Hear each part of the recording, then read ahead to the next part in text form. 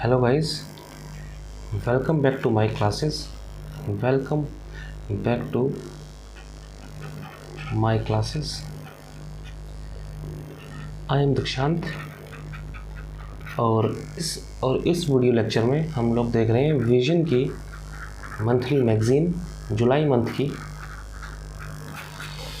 और अभी जो वीडियो में हम लोग देखेंगे मॉडल टेनेंसी एक्ट 2021। ठीक है, चलिए शुरू करते हैं। मॉडल टेनेंसी एक्ट से इससे पहले अपने को पता होना चाहिए कि भाई टेनेंसी क्या है, टेनेंट्स कौन है। अगर आप लोग दिल्ली में रूम रेंट पे लेकर रह रहे हैं तो आप लोग बेसिकली टेनेंट्स हैं, ये सभी को पता है, कोई दिक्कत वाली बात नहीं है इसमें। ठीक है, और 2021 में आया था अपना मॉडल टेनेंसी एक्ट। अभी रिसेंटली 4 स्टेट, जिसमें से एक आंध्र प्रदेश है, एक तमिलनाडु, यूपी, असम, इन्होंने अपने खुद के जो टेनेंसी लॉज हैं स्टेट के, वो रिवाइज़ किए हैं in the lines with model tenancy act 2021। ऐसा स्टेट्स क्यों कर रहे हैं? क्योंकि जो टेनेंसी वाला जो सब्जेक्ट है, subject matter is in the state list of 7th schedule.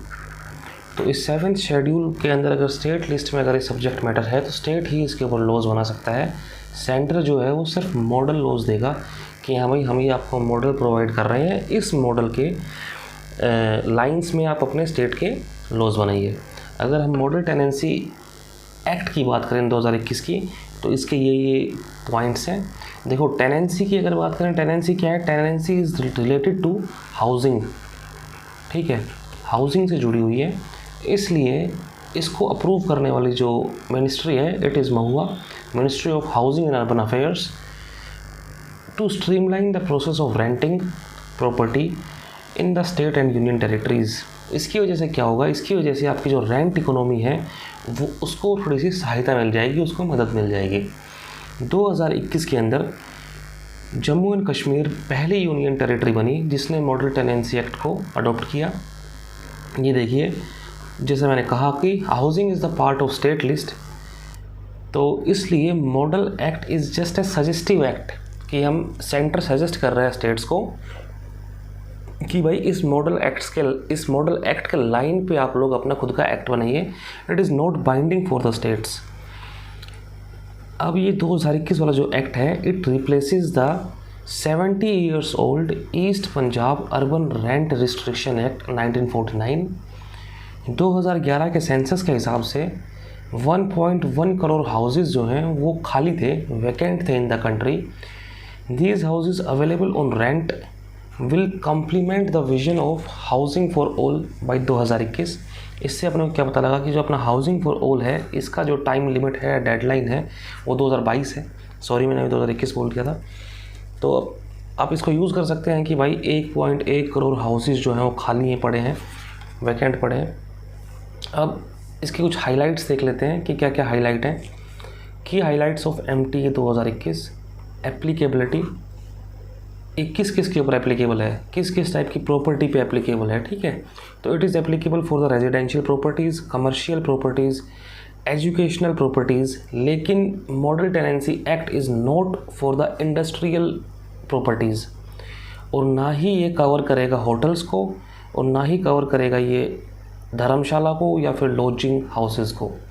Agreement की बात करते हैं कि all premises shall be rented only after written agreement. जैसा कि दिल्ली में होता है कि आपका ब्रोकर या फिर आपका ओनर आपको एक एग्रीमेंट साइन करवाता है, तो जो भी प्रॉपर्टी है उसको एग्रीमेंट साइन करने के बाद ही रेंट पे दिया जाएगा ऑन म्यूचुअली एग्रीड टर्म्स। ठीक है, and informed to the rent authority within 2 months from date of tenancy agreement.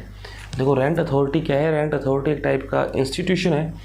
अगर आपने किसी को रेंट पे अपना घर दिया है तो 2 महीने के अंदर अंदर रेंट अथॉरिटी को आपको बताना पड़ेगा कि भाई हमने रेंट पे घर दिया है। ठीक है, this is a tenancy agreement. Tenancy period की अगर बात करें तो टेनेंट जो है, टेनेंट मतलब आप लोग जो दिल्ली में रह रहे हो या फिर कहीं भी रूम लेके रह रहे हो, आप अपने मकान मालिक को कहोगे कि भाई मेरा टेनेंसी पीरियड ख़त्म होने वाला है तो उसको रिन्यू कर दो या फिर उसका एक्सटेंशन कर दो।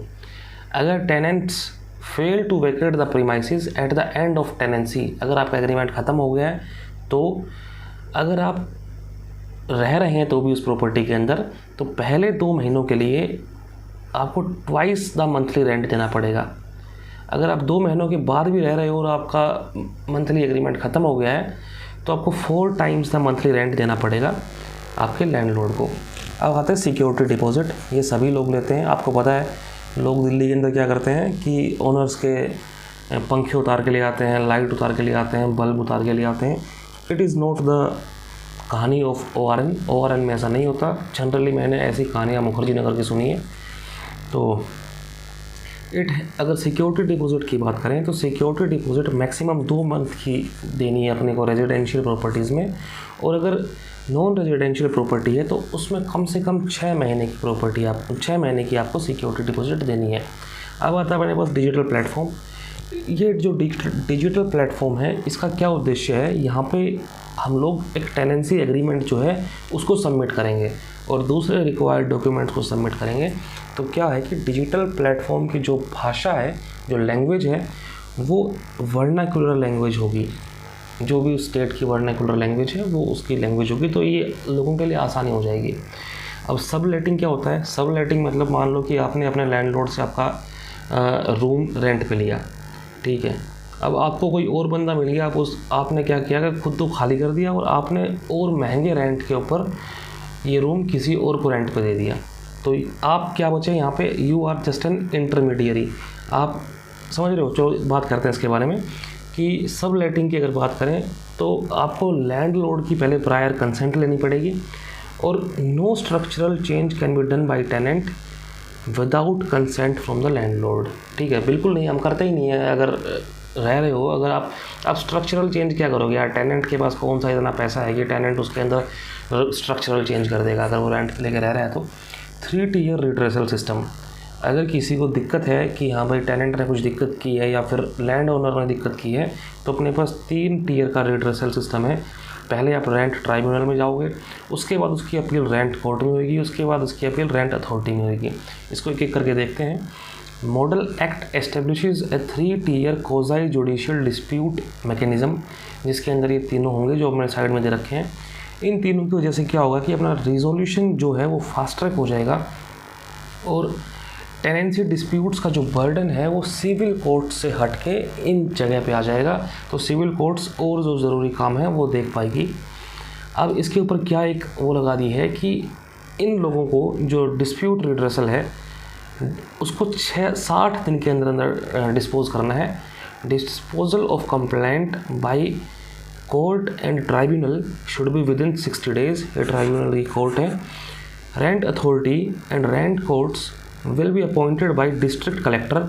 मतलब अगर कल को आप DC बन जाते हो तो आप लोग इनको अपॉइंट करोगे, रेंट अथॉरिटीज़ को, रेंट कोर्ट को। और स्टेट में establish rent tribunal. Rent tribunal कौन एस्टेब्लिश करेगा? स्टेट करेगा।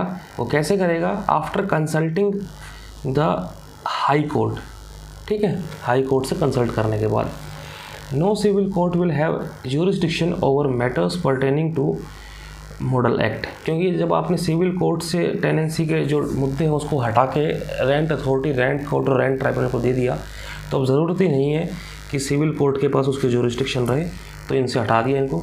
अगर आपको एविक्शन मतलब खाली करने को मांगता है, ठीक है, to evict a tenant landlord must apply to the rent authority. अगर आपको टेनेंट को भगाना है तो आप रेंट अथॉरिटी के पास जाएंगे। और कंडीशंस क्या क्या है एविक्शन के लिए? अगर टेनेंट पैसा नहीं पे कर रहा है, it is a condition. Failure to pay rent for more than 2 months. Occupation of part और होल ऑफ प्रमाइसेस। मान लो आपके लैंडलॉर्ड ने आपको 1 रूम रेंट पे दिया है, आप क्या करोगे? मैं दूसरे रूम में भी रहूँगा भाई, सब कुछ ऑक्यूपाई कर लिया आपने, तो इस केस में भी वो रेंट अथॉरिटी के पास जाएंगे। Misuse of premises despite a written notice. ठीक है, तो ये थोड़े से क्या क्या हैं, these are the features of the MTA 2021। अब आगे चलते हैं अपन। ये फीचर्स थे, अब अपन इसके इश्यूज़ देख लेते हैं। ठीक है, पहला, it goes into minute details of rental agreement. जैसे माइन्यूट डिटेल्स जैसे कि वाइट वॉशिंग ऑफ वॉल्स,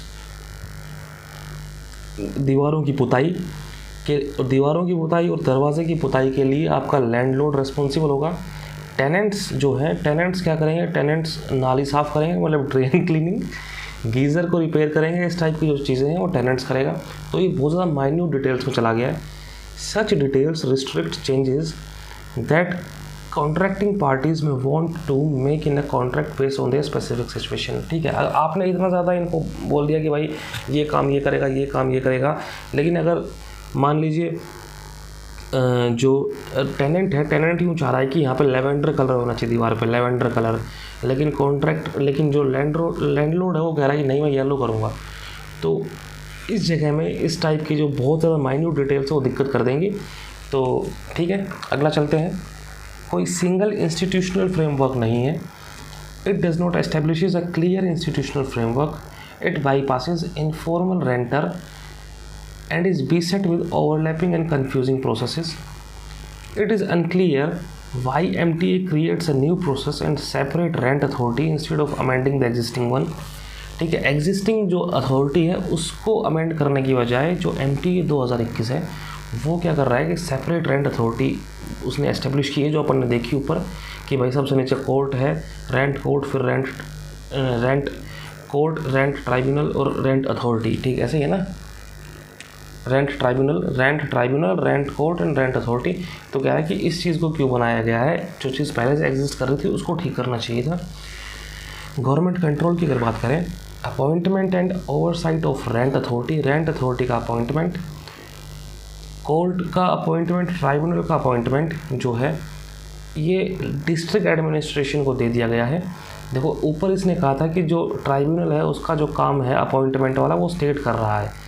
ठीक है, लेकिन अपन क्या कह रहे हैं कि अपने को पता है कि रेंट अथॉरिटी कोर्ट का जो अपॉइंटमेंट है वो कौन कर रहा है, अपना डिस्ट्रिक्ट एडमिनिस्ट्रेशन कर रहा है। जैसा कि मैंने बात की थी कि डीसी कर रहा है, डिस्ट्रिक्ट कलेक्टर कर रहा है। ये करना किसको चाहिए, अर्बन लोकल बॉडीज़ को। बिल्कुल सही बात है। तो अर्बन लोकल बॉडीज़ तो कर नहीं रहा, इसलिए ये जो टेनेंसी एक्ट है it is violating the devolution of power which is envisaged under 74th amendment act of the constitution. ठीक है, अब lack of equal access it is also an issue. Introduction of a mandatory, देखो equal access का मतलब क्या हुआ कि अपन ने देखा कि ऊपर एक डिजिटल प्लेटफॉर्म बना दिया गया। ठीक है, डिजिटल प्लेटफॉर्म के ऊपर अपन रेंट एग्रीमेंट को अपलोड करेंगे, प्लस अपन डॉक्यूमेंट्स को अपलोड करेंगे, और वो digital platform local vernacular language के अंदर होगा। लेकिन because of digital literacy gaps या फिर डिजिटल इलिटरेसी लोग इसको एक्सेस नहीं कर पाएंगे, तो it is an also an issue. Fifth is rental discrimination. कैसे, it fails to protect tenants from rental discrimination which is experienced by bachelors, unmarried couples, non vegetarians को, Dalit, religious minorities, transgender person and sexual minorities, इन लोगों को discrimination सहना पड़ता है in the terms of rent. ठीक है, non binding nature, it is not binding on state. सही बात है, how would it be binding on the states, क्योंकि मॉडल टेनेंसी एक्ट है और टेनेंसी वाला जो हाउसिंग वाला जो सब्जेक्ट मैटर है वो स्टेट के अंडर आता है, स्टेट लिस्ट के अंडर आता है। तो it will be not binding as it is not binding on state as land and urban development remains state subject. It is still a matter of choice of the state and UTs to repeal। ठीक है, कोई दिक्कत वाली बात नहीं है। ये देख लेना, रेरा के अंदर भी इस टाइप की दिक्कतें आई थी। RERA is related to real estate. आगे चलते हैं। आगे चलने से पहले एक बार सिग्निफिकेंस देख लेते हैं। हाँ भाई, MTA का सिग्निफिकेंस क्या है।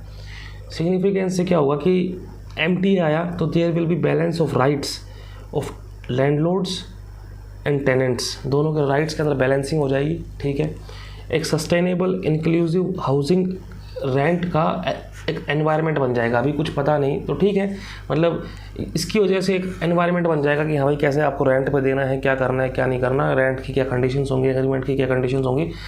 तो ये चीज़ इसके अंदर है। It will boost private participation in rental housing as a business for addressing huge housing shortage, institutionalize rental housing by progressively bringing it into legal market, promote investment and entrepreneurial opportunities। सही बात है, लोग क्या करेंगे, investment करेंगे घरों के अंदर कि हमने भाई पूरा घर बना लिया है, ठीक है, अब इसको रेंट पे देंगे, तो it will promote entrepreneurial opportunities.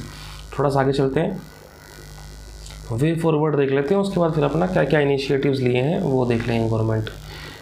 के द्वारा क्या क्या इनिशिएटिव्स लिए गए हैं। देखो वे फॉरवर्ड में कोई मतलब ऐसी राम कहानी नहीं है कि बहुत तगड़ी बात बोल दी कि balance approach, government must formulate a balance social welfare of tenants and economic interest of landlords. बिल्कुल सही बात है। इसके अंदर 2 स्टेक होल्डर हैं, बेसिकली 3 स्टेक होल्डर हैं, एक टेनेंट, एक स्टेट गवर्नमेंट और एक अपना लैंडलॉर्ड। तो स्टेट गवर्नमेंट क्या करेगा, टेनेंट और लैंडलॉर्ड के इंटरेस्ट्स को बेसिकली बैलेंस करने की बात कर रहा है। Second is private participation.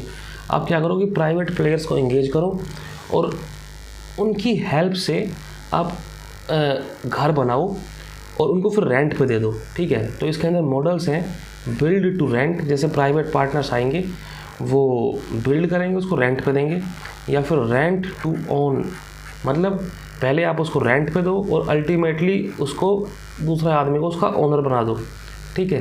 तो दीज आर द मॉडल्स जो अपन जिनकी हेल्प से अपन प्राइवेट पार्टनर्स को इसमें लेके आ सकते हैं, किसमें, टेनेंसी के अंदर।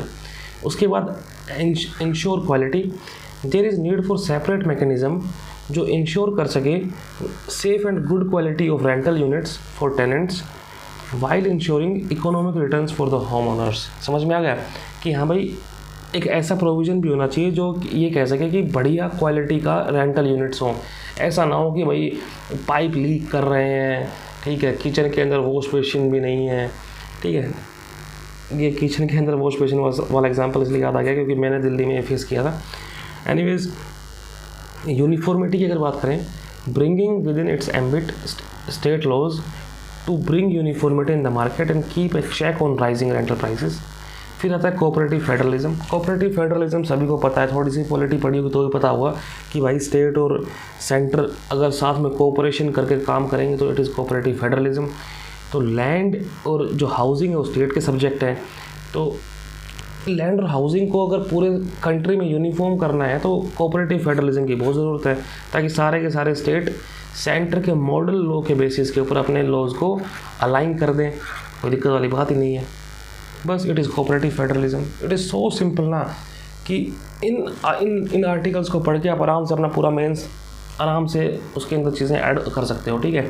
अब दूसरे इनिशिएटिव्स की अगर बात करें तो दूसरे इनिशिएटिव्स में हाउसिंग के लिए कौन कौन से इनिशिएटिव्स हैं। पहला अफोर्डेबल रेंटल हाउसिंग कॉम्प्लेक्सेस, दूसरा इज़ प्रधानमंत्री Awas Yojana urban, third is global housing technology challenge. देखो अब नाम देखते चलते हैं, इसका नाम देखो, अफोर्डेबल रेंटल हाउसिंग कॉम्प्लेक्सेस। ऐसे कॉम्प्लेक्सेस बनाएंगे जहाँ पे जो हाउसेज हैं उनको हम रेंट पे दे सकें और वो रेंट क्या होगा, अफोर्डेबल होगा। और मैं स्टार्टिंग में मैंने कहा कि जो हाउसिंग वाला सारा काम कौन था, महुआ करता है, ठीक है। तो महुआ ने चालू किया ये चीज़, और महुआ ने ये किसके अंडर चालू किया, महुआ ने ये प्रधानमंत्री आवास योजना अर्बन के अंडर चालू किया। इसका उद्देश्य क्या है कि अर्बन माइग्रेंट पुअर और अर्बन माइग्रेंट्स और पुअर्स को अपन सस्ते में घर दिलाएंगे रेंट पे। और ये मैंने बताया कि प्रधानमंत्री आवास योजना के अंतर्गत आता है। और इसका उद्देश्य क्या है, इसका उद्देश्य ये है कि अपन आत्मनिर्भर भारत का विजन को पूरा करेंगे। फिर आता है अपने पास प्रधानमंत्री आवास योजना अर्बन। ये फिर दोबारा देखो आवास योजना हाउसिंग के से जुड़ा हुआ है, तो ये महुआ ने चलाया है। और इसका उद्देश्य क्या है, इसका उद्देश्य ये है कि जो हाउसिंग शॉर्टेज है, हाउसिंग शॉर्टेज किसके अंदर, EWS मतलब economically weaker section, LIG low income group और MIG, इन लोगों के बीच में जो हाउसिंग शॉर्टेज है उसको अपन ख़त्म करेंगे। उसके अलावा स्लम ड्वेलर्स जो हैं इनके लिए भी अपन हाउसिंग का बंदोबस्त करेंगे, पक्का हाउस बनाएंगे।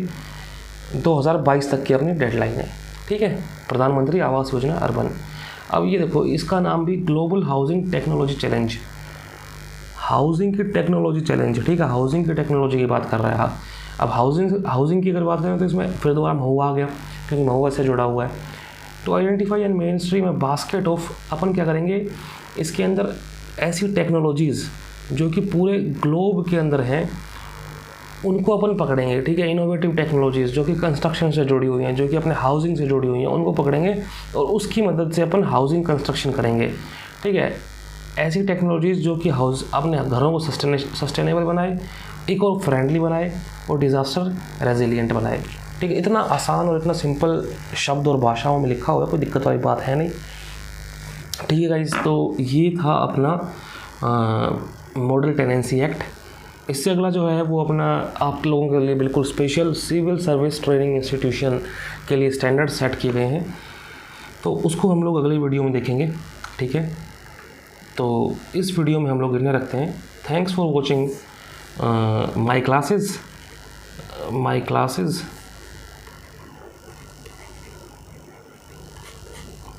Don't forget to subscribe.